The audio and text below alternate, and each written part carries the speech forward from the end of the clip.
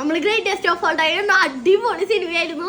അത് സിനിമയല്ല, ട്രെയിലർ കണ്ട് എനിക്ക് എന്താ പറയേണ്ടതെന്ന് അറിയാം, വാക്കുകൾ കിട്ടുന്നില്ല. അത്ര അടിപൊളി ട്രെയിലറായിരുന്നു.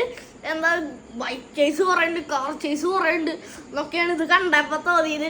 പിന്നെ ഇതിലെന്ന് വെച്ച് കഴിഞ്ഞാൽ വെങ്കട്ട് പ്രഭു ഉണ്ട്.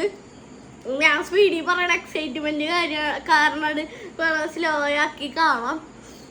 സിനിമയെ കുറിച്ച് എനിക്കൊന്നും പറയില്ല, അത്ര അടിപൊളി സിനിമയാണെന്ന് തോന്നുന്നുണ്ട്. സെപ്റ്റംബർ 5 ഞാൻ കാണാൻ പോകും. പിന്നെന്ന് വെച്ച് കഴിഞ്ഞാൽ ഈ സിനിമയിൽ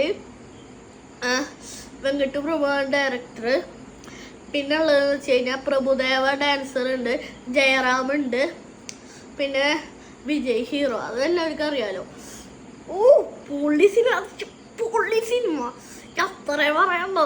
ഇതിലെന്ന് വെച്ച് കഴിഞ്ഞാൽ ഇതിൽ വിജയ് ചെറുപ്പത്തിൽ ഇതിൽ 3 വിജയുണ്ടെന്നാണ് ന്യൂസ് വന്നത്. പിന്നെ 2 വിജയായി.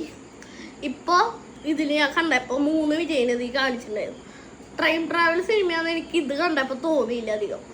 കാരണം എന്ന് വെച്ചാൽ അപ്പാന്ന് വിളിക്കാൻ ചെയ്യുന്നുണ്ട് വിജയിൻ്റെ ചെറുപ്പത്തിലുള്ളത്. അത് ഈ പുതിയ വിജയിനെയാണോ എനിക്ക് അറിഞ്ഞുകൂടാ. അത് എനിക്ക് അറിഞ്ഞുകൂടാ എന്താ സംഭവം. ഇപ്പോൾ ഉള്ള വിജയിനെയാണോ അങ്ങനെ വിളിച്ചതെന്ന് എനിക്ക് അറിഞ്ഞുകൂടാ. ഞാൻ സിനിമയിൽ അങ്ങനെയൊക്കെയാണ് കാണിച്ചത്. കറക്റ്റ് ഒരു ക്ലൂ തന്നെയില്ല അതിൽ. അത്ര എനിക്ക് പറയാനുള്ളൂ.